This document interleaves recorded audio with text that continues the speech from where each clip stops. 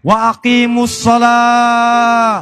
Hei manusia, kalian salat, salat, salat, salat.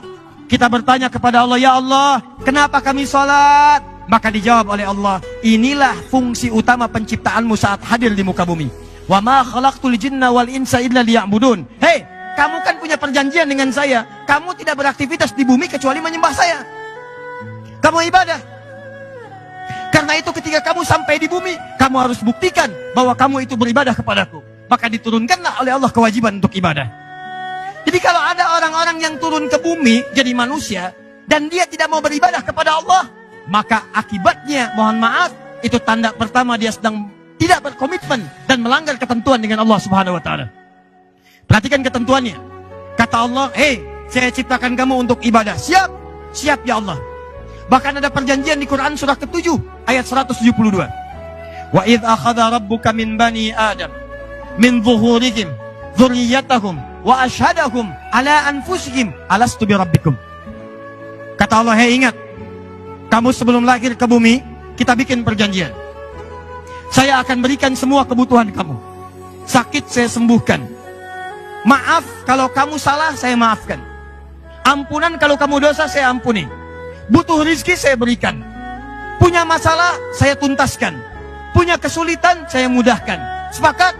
Sepakat ya Allah. Cuma syaratnya satu.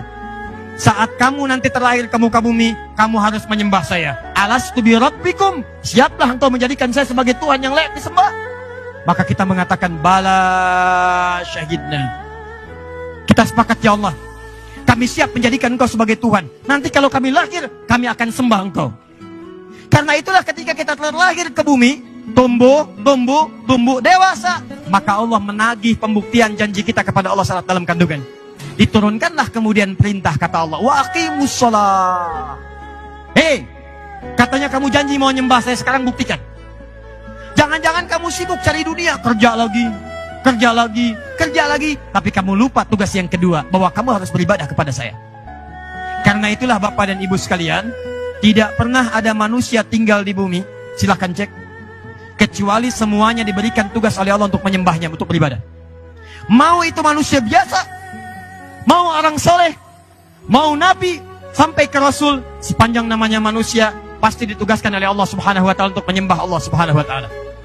Sekarang saya tanya pada Bapak Ibu, Nabi Muhammad nabi bukan? Rasul bukan? Mulia mana Nabi Muhammad dengan Nabi Isa? Nabi Muhammad. Hebat mana Nabi Muhammad dengan Nabi Daud? Nabi Muhammad. Gelarnya tinggi mana Nabi Muhammad dengan Nabi Ibrahim? Nabi Muhammad. Pertanyaan saya, Nabi Muhammad sholat tidak? Sholat. Nabi Muhammad tahajud tidak? Tahajud. Nabi Muhammad sholat sunnah tidak? Nabi Muhammad baca Quran tidak? Baik. Sekarang saya tanya lagi, Nabi Muhammad masuk surga tidak?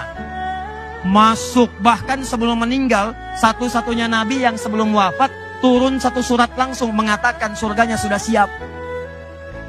Tuh lihat, Nabi Muhammad SAW satu-satunya Nabi dan Rasul yang sebelum wafat turun satu surat mengatakan surganya sudah siap.